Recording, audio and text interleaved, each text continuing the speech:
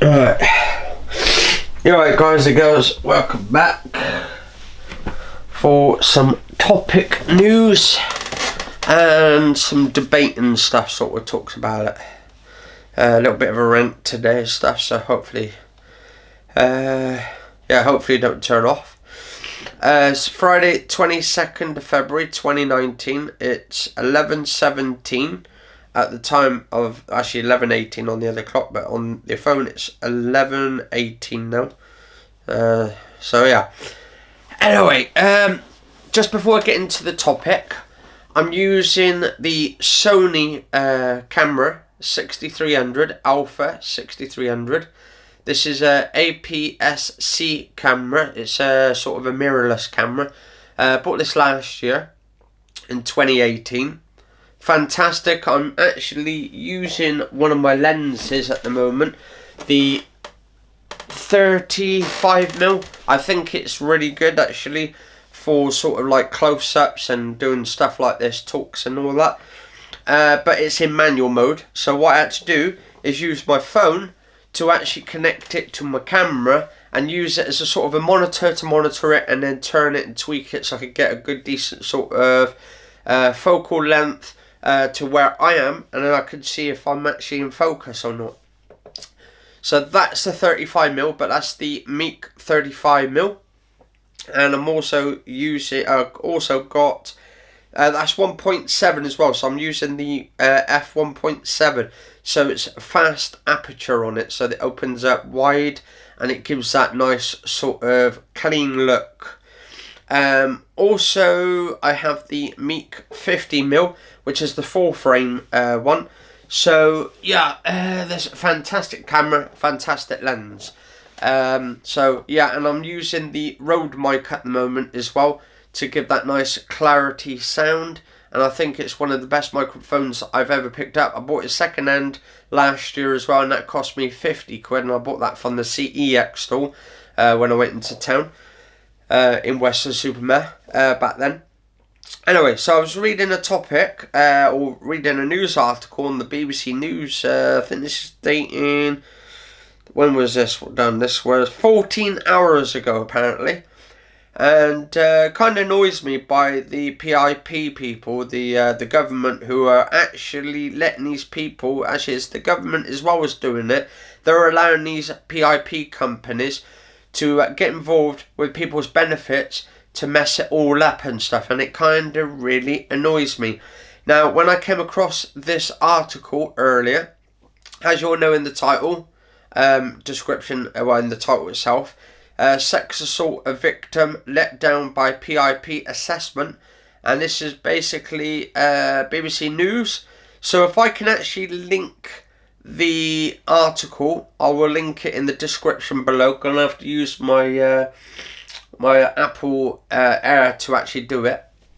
Anyway, so this was 14 hours ago, so that would have been, what's that, Thursday the 21st of February 2019 at the time at the time yesterday's video. So this is the Department for Work and Pensions, and I don't know how they're getting away with it. I don't know how. We've been let down ourselves. My mum's been let down last year when we had to wait over a year for my mum to get her money from the Department of Work and Pensions and the PIP. Now, I suppose the DWP are the ones, it's over PIP, and then you have to go for these assessments, and then basically these PIP like assessment rooms, they don't know anything about the person's conditions, but yet or how they feel, or how they move and how they walk and all their disabilities and stuff, and it really, really annoys me to the point like, okay, we've been clarified by our own doctors that my mum couldn't walk or couldn't do this, and then when we go to the PIP to have the assessment, they have their own sort of doctor going on. So it really annoys me when, okay, they say, oh, well, we're the doctors, we know everything about your medical condition, we know that you're fit enough either to go to work or you're fit enough to not claim any benefit money at all. So my mum's got arthritis in her back. She's had that for how many years now? Huh? How many years now? A few years? Huh? Oh, yeah. Anyway, so yeah, my mum's had it for a few years and stuff. So, I don't know. It's one of these things that's going on. But what really annoys me, she's had it, I think it was 2000, I think it was like going back, way back 2012, something like that. And then we had to wait in 2018 to basically all the way to the end of 2018 before we had to go to the tribunal because of it. It took 3 times to go to the assessments, then they checked there, and then we had to go to the tribunal afterwards to try and get the money, and then it was like over a year or something like that. It took time. I did a sort of video on it back then.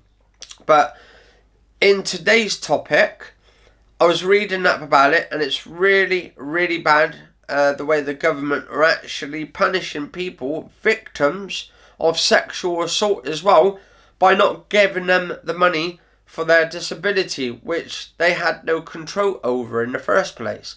It says here, a woman left incontinent by a violent sexual assault who was stripped of her disability benefit says she has been let down by the government.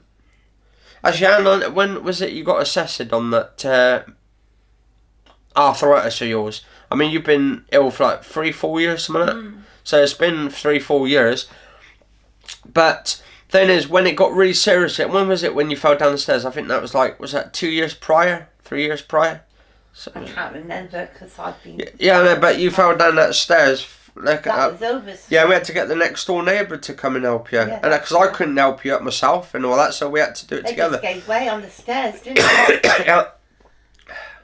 And the government, they don't see the person who's got the illness or has the disability. To be quite honest, what they should do is like they've done for living allowance, they should get the estimates from the doctor, and that should be good enough. Yeah. Your own doctor. Yeah, that's what I just said. I said the doctors know best. Yeah. These people who are assessing the person, they have no idea. They're just put in there as like sort of an intern sort of style people. I know. And they don't know anything about the medical. They say, right, well, assuming they can look quite big at these letters on the wall. Because what was it? The woman said, she put down, you could see up close. Yeah, of course, because you were right at the close of the door. And the actual letters, the numbers were right up close. They were actually big in a way. And then she said, where did you go and get your eyes done? And I said, Boots the chemist. And she said, I should have gone to Specsavers. You should have gone to Specsavers. Yeah, but and then we went to Specsavers, and they said, and then it said it didn't matter because it was exactly the same, and you couldn't get any glasses for it. No, exactly. Yeah, so it's just bloody ridiculous the way the government are actually punishing disabled people, and then apparently they're running out of money as well now. The PIP people, so it's like, it's ridiculous. If they're running out of money to give to people, right? It's their money situation. Well, what are they doing with the money? Well, we already know where they're giving it. Yeah. Well, we can all we all know what's going on and all that. It amazes me. They don't understand it. Yeah, they don't understand. But as it says here, the woman who lives in Kent, so apparently cannot be named, said the condition controls my life on a daily basis. Her disability benefit was removed following a personal independence payment. Yeah, like they did with you. Yeah. With your assessment. And there's something else too. Actually, they say that if you can walk in the house with a frame, with a frame, because I have a frame upstairs, I have one downstairs, and I have stair chairs. They say as long as you can walk with a frame, 10 paces or something like that. With a couple of paces. There's nothing wrong with you and all of that. You don't have it.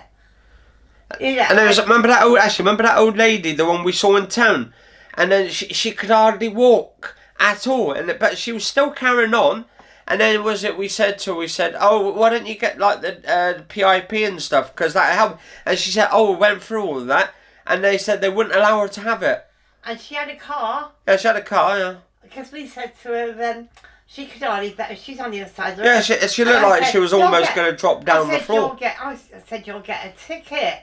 Yeah. And she said, well, yeah, she said, but I've been for stickers and everything. They won't give it me. Yeah. But anybody else who can walk, that's fine. Yeah, they can get. But a poor old lady who could barely walk across the road could not get it. I know, that's absolute disgrace, guys and girls.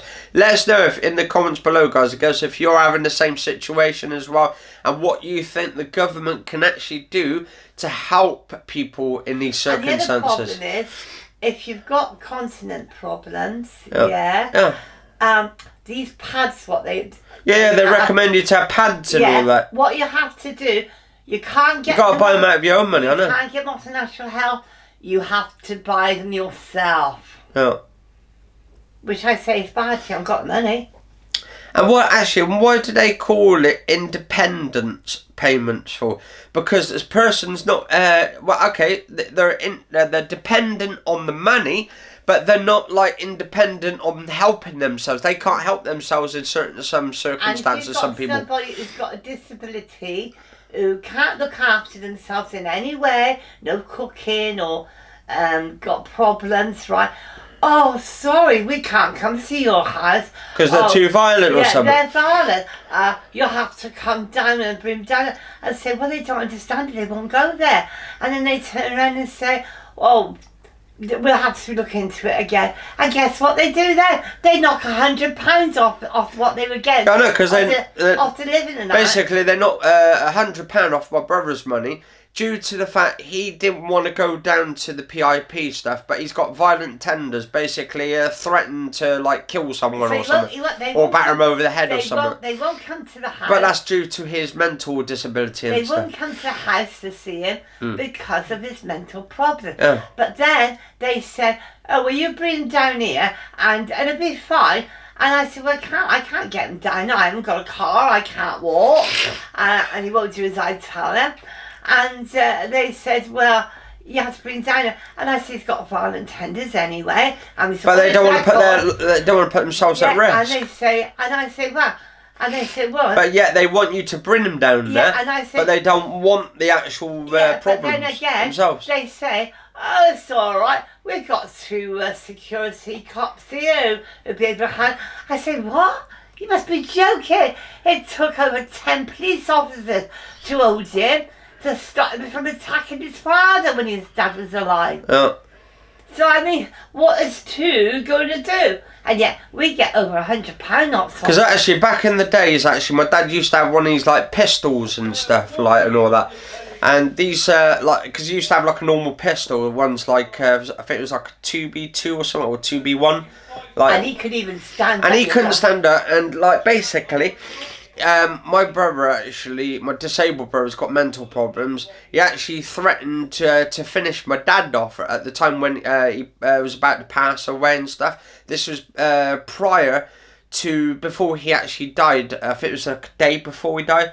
Because Dad was moaning and all that. He was upset because Kevin was moaning next door and he's like upset and oh god and moaning about, I don't know what he was moaning about. Because at the time when I was walking, because Dad was moaning because he had a wheelchair, but we had to push him from the chair to the stair chair.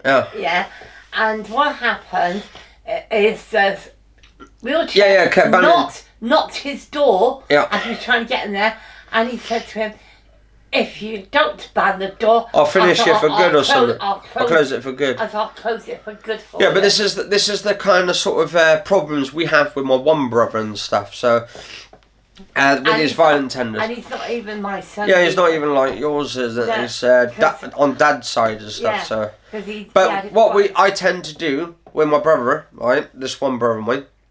My other brother's not a pain in the ass, so sometimes all the other kids are mine, but it's just that one is not. Yeah, and this is not the pasty thief either, so this is the other one. But this one, what I tend to do to try and quiet him down, because he is quite like rowdy a lot, and he'll get up, say about 12 o'clock. And he won't go to bed till 6, 7 o'clock in the morning. Till 6 or 7 next day. Yeah. And to be honest, it does get on your nerves. Yeah, it gets on your nerves, and then But you can't get any help. Yeah, you can't get any help because they don't want to give the help to people like my brother and all that. But it's the way it goes, guys and girls. I mean, sometimes you have to put up with it. But yeah, this is just a little bit what we have to put up with. And then the government end up trying to stop it, some of the money. He's even threatened to knock me out, and I can't even stand up on my own. And yet, he wants tobacco. Yeah. And if you don't get it, he'll say you knocked me out. Yeah. Or tell me to go to bed. But the only reason he was on tobacco in the first place was because Dad put him on it at, like, was it 5, 6 years old? Well, he was 7. 7, So Dad, and then he had to go into homes. Yeah. Because of the way boarding schools and all of that. And everyone he went to, they threw him out because he went to one in Torquay, a discipline school. And he stood on a civil learner, I think. He stood on a roof and he got a brick and he told them, you come near me or throw some bricks at you. You know. So anyway, it was discipline place that got rid of him. That was one. Then they got rid of him in Charlton, the place, and he got rid of him at Gloucester and Painswick, in Tewkesbury. He'd been everywhere. They just would not help. But there was just that time, wasn't it, when he went to school, the woodwork, wasn't it, you was telling us about, where he was going to rip the teeth. No, what happened, when he came out at the age of 18, he went into, what are these places called? They help you, like, disabled place where you go daily, and he went there, and his teacher there said to him, would you please get off the table and sit on a chair? And then also he turned around and said, don't tell me what to do, I'm 18 now and you can't tell me what to do. And all of a sudden he grabbed a chisel. I was going to take his eye out. Yeah, so that's just kind of the problems what we have and stuff. So what I tend to do from time to time, right, we have a lock on the door. I lock like the room until night time, until my brother goes to bed or in the morning and stuff. Don't forget, he had a girlfriend in it. Yeah. Yeah, right, yeah, he was going to try and strangle his girlfriend and stuff. He got hold of her and he went in, moved in with this girl. We told her... He's got a son. Yeah, we told her what he was like. And she didn't believe us. Yeah. Oh no, he's always going to be fine. So I let move in with you. So we did for a couple of days. And then all of a sudden, we was in a guest house at the time because we just moved, to this area. Oh. And anyway, the landlord got phoned up and we were asked to go down there. Anyway, we didn't find out at the time. We was wondering why. Anyway, it turned out after his dad had died, but somebody else had told me, some other disabled person had told me what he'd done because he'd already told them. And this person who told me is a very trustworthy person. So anyway, when his dad died, he turned to me and he said, this girl I moved in with and I got thrown out. I said, yeah. He said, I put my hands around her neck. He said, and I was going to strangle her. He said, and then her little boy, and he was a little boy that knew you because he went to... Yeah, because he used to go to the same school as I used to go to. And he said to him, leave my money alone, leave my money alone. So that's the problems we've got. But what I tend to do is I actually give him, like, say, DVDs, films to watch, or he plays the PlayStation, so I let him buy that. But we have a lot of problems when he's playing PlayStations. He ends up breaking a lot of the control pads. Now, I'm just saying what the problems we have, and maybe there's a lot of people out there who's got the same sort of problems with their kids who are violent or have got disabilities like this, who are living their lives like this. But it's the way it goes, isn't it? It's the way it goes. I mean... Oh, then he walked out about a couple of years ago, and then he was going around with this young girl, and she and her mother told him to walk out. So what he did, we went out shopping actually, and we got this, we went out shopping, he got a big bag of bread with all these sandwiches to take with him. We went off, anyway, we come back, he wasn't there. Anyway, I got 6 o'clock. The police got in touch with us, and that was the ones at Nelsey.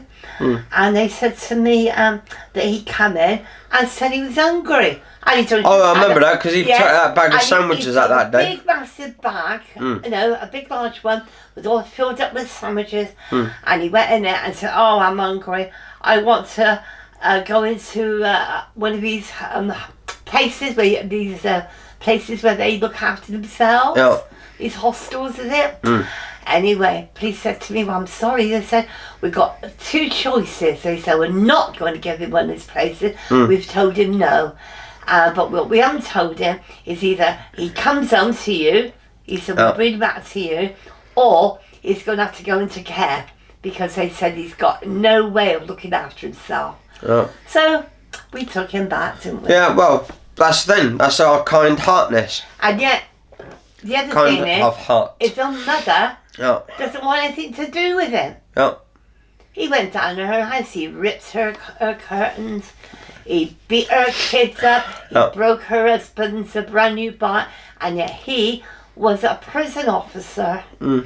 And anyway, I got in touch with her when your dad was dying, and I said, we'd like her to have a part. She said, "Oh no, I have all these lovely, lovely holidays now." And she said, "Oh, it's brilliant." She said, "I don't want to come down here anymore." So she wanted to be a bit nosy by saying, "Oh, I don't mind coming to your house." And my kid says, "No way. She's not coming to our house to be nosy if he can't go to her house." Is that right? Yeah. So we said, "Well, if you've got these lovely holidays, then you better just go and carry on then." And she said, "I never want to see him anyway." So that's that done. So we've had to look after him all his pretty much life and all that. Yeah. And Dad doesn't have any problems now because he's not here to help him and stuff because he had to die on us. So that's the way things go. The fact was, when his dad died, I went out. But when I came back, I phoned his sister up, your dad's sister. And she said to me, "Oh, one of your sons phoned me up and said how sorry he was about your husband, about my brother dying." And she said, "How did you get my number?" And I said, "Well, whoever it is has got it under my book." But I said to her, "My kids wouldn't have phoned you up, because they're not like that." And then I said to her, "Oh, is it so-and-so?" Yeah, and then it turned out to be him. And she said, yes, that's right. And I said to her, "Oh, that's the one that he had hit by this woman. And he's supposed to have lived at your mum and dad's house." And she said, "No way. He's never lived at my mum and dad's house." And she said, "And we don't even know anything about him." She said, "The facts are, my mum and dad would not have this person living in a house." So there you are. We got lied about that. So anyway, getting to the topic of the video for today about the PIP, they're pretty much of a letdown, and that is basically. I mean, I'll probably do some more topics about that, but then is anyway, this woman from Kent who lives in Kent. They said she couldn't be sort of named due to the fact private and all that, confidential and all that. Understandable, yeah.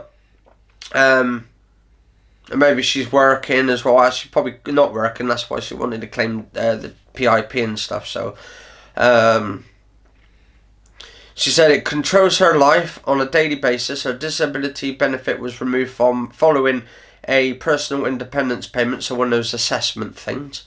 The Department for Work and Pensions, DWP, claimed it is committed to giving disabled people full support. Yeah, right. I don't think I think they believe that, but they're not doing anything about it. The woman who was left dubly incontinent by a sexual assault 25 years ago said, "I have to live my life being near toilet. It makes me very socially isolated. It causes anxiety and certainly depression. I feel very let down by the benefit system." Well, obviously she should be let down by the benefit system because that's the way the government is. They don't care about people's needs. The trouble is, with my problems, I have the same sort of problem. Yeah, no, but you weren't sexually assaulted. That's what I'm on about. But you've got a disability. I got medical problems. Yeah. But they don't care. Yeah, it's because of disabilities. I mean, mine's through. Well, everyone's got different disabilities, but yeah, this is it. But they don't care about people's different disabilities and all that. No. It says the woman who was left doubly incontinent 25 years ago needs to be by a toilet.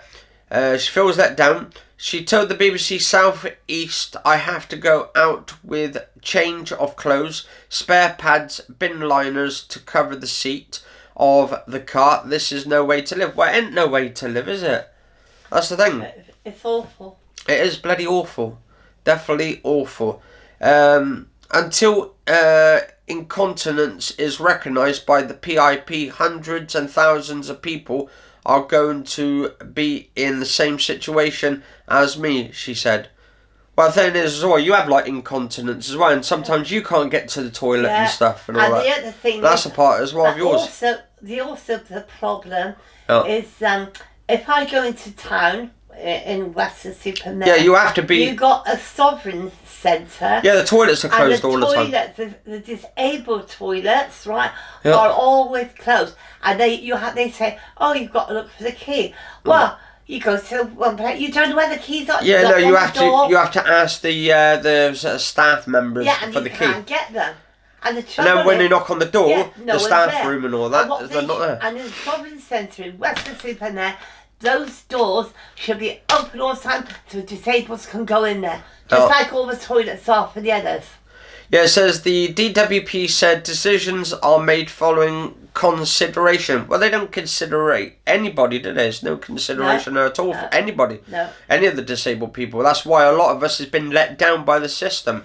And something really needs to be done. And the thing is, if we're exiting the EU and doing this Brexit malarkey and all that, we should be getting to the point of doing something about it right now is the thing we need to do. And the thing is, if you've already had living allowance... It's going to be worse though. My point is, if you've already had living allowance, right, and it's all been proved by doctors before, they should have to do a PIP.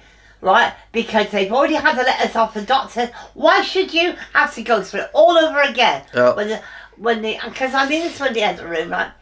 I mean it's been proved that he was like this from birth, and the doctor put down from birth, right, for life.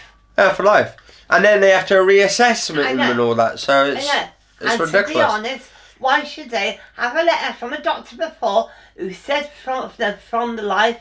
All the time. Why should you have to do it again? And why should you have to go through his PIP again after you've had a letter off the doctors who can prove what you're like? Or 3 times or 4 times before you get to the tribunal. What are they saying? Are they saying that you